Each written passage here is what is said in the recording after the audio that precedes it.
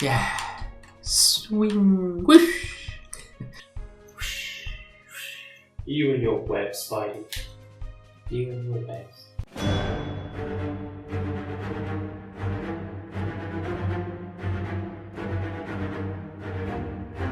With millions of copies sold and almost universal acclaim, Spider-Man for the PS4 was a huge success for both Insomniac Games and Marvel. With Spider-Man coming just a few years after the end of the Arkham series, it's fair to say now that developers are really starting to nail the superhero video games. It wasn't always the case though, and this renaissance of comic book-based games feels eerily similar to what superhero movies went through about 15 years ago. Following a string of bad comic book games, the Arkham series laid down a mark of how to do a comic book game justice. Now Spider-Man PS4 has reaffirmed the statement that comic book games can work and has shown us a glimpse of a future for Marvel that's as exciting as the one we got when Tony Stark first took his flight on the big screen. So what you're saying is Superman is Batman, Batman is Spider-Man, and Spider-Man is Iron Man.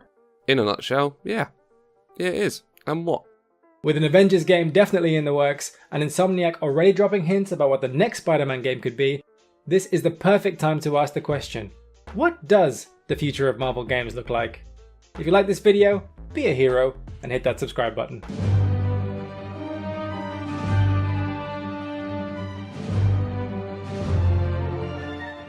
There are so many Marvel heroes that could make fantastic video games, but for them to truly succeed, they can't all be like Spider-Man and follow the Arkham formula. Not to say that these two games aren't very distinctive from one another, but both games are open world titles that mix up exploration, combat and stealth in a way that complements the main character's abilities and gadgets. It's important for Marvel to acknowledge that this formula won't just work if you apply it to every Marvel hero. It just won't. The issue really is to do with scale. More specifically, scale and traversal. Swinging around New York as Spider-Man is a joy, and there's no doubt that blasting around the city as Iron Man would be great too. At least for a while. But it would only take a few seconds to fly across the whole map, and like the many failed Superman games beforehand have taught us, with great power comes great... Oh come on, I'm not doing that, he's not even Superman. But like many failed Superman games have taught us, increasing the scale of the game where it fits with the speed and power of Iron Man could mean sacrificing the detail that made Spider-Man's Manhattan so compelling. That's not to say there aren't plenty of characters that would fit this formula. A Hulk game, for example, would be great. Jumping and smashing your way around a city as an angry green giant, taking down whatever stands in your way, perhaps even some Bruce Banner gameplay where you navigate through a marching band with annoying loud trombones, with a little angry meter that you have to keep as low as you can because you can't ruin little Timmy's birthday. I'd play it. 10 out of 10. But there are so many awesome directions they could head towards. How amazing does a BioWare Mass Effect style adventure with the Guardians of the Galaxy sound? Oh, and how about a Way Out inspired linear split screen co-op adventure with like Hawkeye and Black Widow?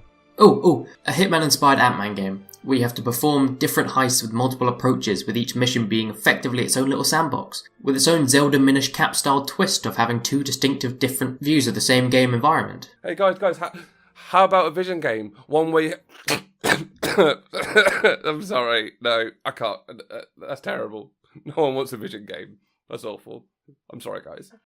I'm really sorry. It's one thing making a game for all these individual characters, and we can't wait to see what Marvel brings us. But bringing them together, like Marvel have done so brilliantly in the movies, into one shared universe, now that presents a whole new problem.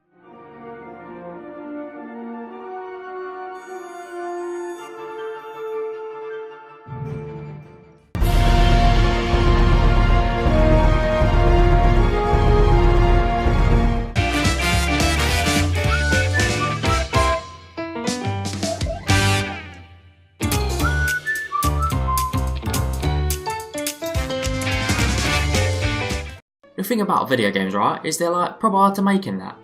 It's like you got to do loads of work, making the people that go into the game and the buildings and environment and that. You also need to make a way for the people who want to play the games to be able to play the games. This is done by making all the controls and that. There's like loads of them, innit? They did it really well with the SUPERHUMAN. But then people that make that game work tirelessly just to make the SUPERHUMAN like really fun to play. But if them people had to go make controls for 5 different characters, each with a different ability, it'd take like many more works and would end up just not as good as them doing just a SUPERHUMAN. You get me?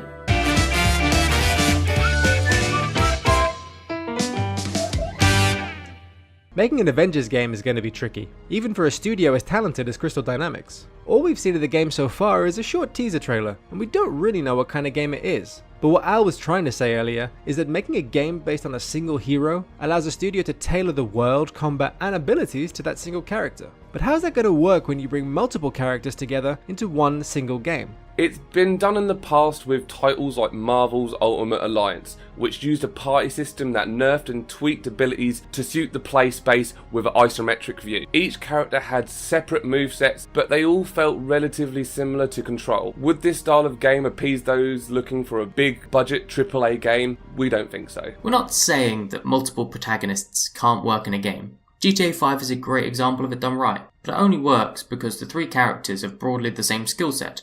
They can shoot, punch and steal cars. Outside of a few special abilities, they balance out and can share a massive game space. When you even start to think about the Avengers, how do you create a detailed game space that caters for Iron Man blasting around at rocket-like speeds and Captain America being all slow and car-like? And how do you craft a combat system that fits a diverse range of abilities whilst not feeling like you're playing themed character shell? There is a danger that these games don't succeed where Spider-Man and Arkham did, by making us truly feel like we're playing as our favourite heroes. The best way around it that we can see would either be a turn-based game, which, let's be honest, people would be pretty disappointed by, or a story-based single-player game that clearly defines the world each character gets to play around in. You play a bit of Thor's story, a bit of Cap's story, and then they are brought together late game where you can either choose one or jump around when the story forces you to. Now that would be pretty cool, but people have been waiting for years for the opportunity to play these incredible stories of the MCU. So is that type of game really going to be enough?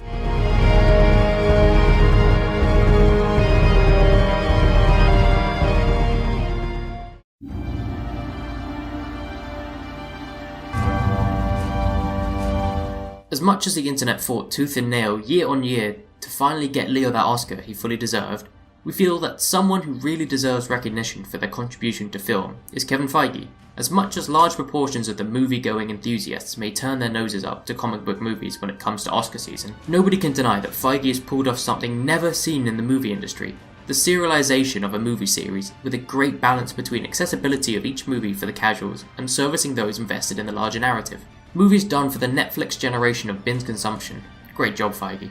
With this in mind, we need somebody with that same level of understanding of both the properties that are handled and the medium in which they are delivered. We may already have that person in the form of Bill Roseman, executive creator at Marvel Games, who worked very closely with Insomniac Games on Spider-Man. We don't know if Roseman specifically will be working with the other studios making Marvel games, but we do know that they need someone to help shape the story beats in each game to keep people invested in a larger narrative, while also giving studios the creative freedom to make games that are based on their vision for the characters. Basically not doing a Sam Raimi Spider-Man 3 and forcing creators to take on characters they just don't understand. We still love you, Sam. It's okay that you really didn't get Venom. Not like the games need to link up in the same way as the MCU does, but Marvel has always thrived in all mediums on the idea of using shared universes in a way that gives characters a bit more depth than "we save people." Shared universes create clashing of personalities, conflicted agendas, and moral principles that humanize the inhuman. The juxtaposition is what appeals to us in crossovers and ensemble movies, and we feel that's something Marvel games need to capture going forward. So what does the future of Marvel games look like?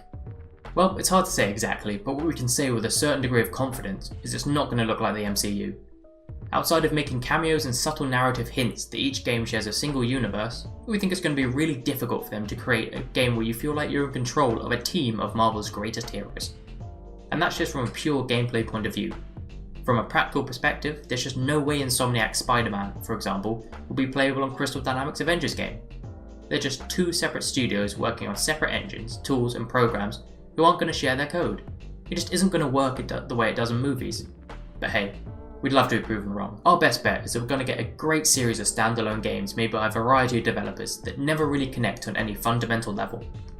And as long as they branch out and give the right heroes to the right studios, and those studios the creative freedom to create their vision of characters with a little input and support from Bill Roseman and his team, Marvel might be about to have a big impact on video games as they're having in the big screen. That's what we think. But what are your thoughts? Which Marvel character would you like to see made into a video game? And what do you think the Avengers game is going to be? And is it going to work? Let us know in the comments. If you like this kind of video, don't forget to subscribe. We produce full feature videos on Mondays and our opinion pieces on Fridays. Be sure to check them out. Thanks for watching. Now, if you'll excuse me, I've got to get back to playing Forza Horizon 4.